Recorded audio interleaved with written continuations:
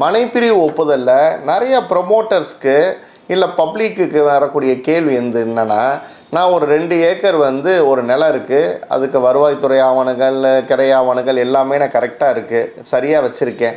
நான் அதை வரைபடம் தயாரிக்கும் போது எனக்கு இந்த 7.2 9 மீட்ரு இல்லை 10 மீட்ரு 12 மீட்ரு இந்த மாதிரி நிறையா விஷயங்களில் போய் நான் நகர் ஊரமைப்பு இயக்ககத்தில் வரைபடம் தயாரிக்கும் போது எனக்கு கொஞ்சம் கன்ஃபியூஸாக இருக்குது.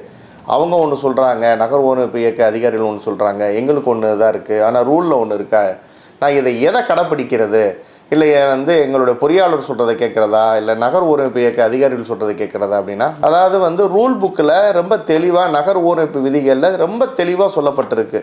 அதாவது நீங்கள் உங்களுடைய நிலத்தை மனைப்பிரிவாக பிரிக்கும் போது 120 மீட்டருக்கு கீழே, அதாவது அதோட நீளம் உங்கள் மனைப்பிரிவில் அமையும் சாலை 120 மீட்டருக்கு கீழே அமைந்ததுன்னா அதில் 7.2 அகலச்சாலை 23.6 அடி அகலச்சாலை அமைக்கப்பட வேண்டும்.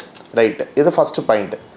செகண்டு, 120 மீட்டருக்கு மேலே 240 மீட்டருக்கு கீழே இந்த இடைப்பட்ட அளவில் நீளம் இருந்தது, உங்களுடைய நிலத்தில் நீங்கள் அமைக்கக்கூடிய சாலை 120லேருந்து 240க்கு நடுவில் இருந்ததுன்னா 10 மீட்ரு அகல சாலை அமைக்கப்பட வேண்டும். அதாவது 33 அடி அகல சாலை அமைக்கப்பட வேண்டும். ரைட்டு.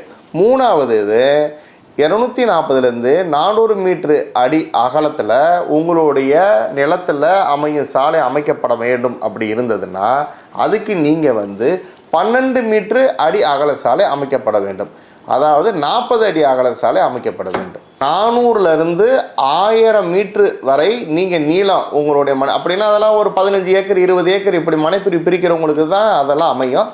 அந்த மாதிரி இருந்ததுன்னா 18 அடி, அதாவது 60 அடி அகலச்சாலை அமைக்கப்பட வேண்டும். இதுதான் ரூல். ஸோ 9 மீட்ரு அப்படி 30 அடி அகலச்சாலைன்னு சொல்லி விதிகளில் கிடையாது. இருந்தாலும் நம்ம ஒரு மனைப்பிரிவு அமைக்கிறோம், ஒரு நிலம் ஒரு நிலத்தில் மனைப்பிரிவு அமைக்கிறோம்.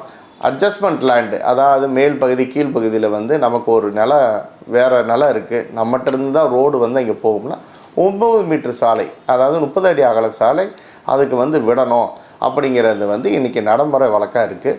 அது எல்லாத்துக்கும் ஒரு பொதுவானது. ஏன்னா நீங்கள் உங்களுடைய நிலம் இருக்குது, உங்கள் நிலத்தோட மேல் பகுதியில் இன்னொரு நிலம் இருக்குது, உங்கள் நிலத்தை நீங்கள் மனைப்பிரிவாக பிரிக்கிறீங்க, மேல் பகுதியில் அவங்களுக்கு பாதையே இல்லை அப்படின்னா அந்த 9 மீட்ரு இல்லை 7.2 மீட்ரு இல்லை 10 மீட்ரு இதெல்லாம் கொடுக்கறது இயல்பான விஷயம். ஏன்னா கொடுக்காம நீங்கள் பாதையை மறைச்சு மனைப்பிரிவு பிரிக்க இயலாது.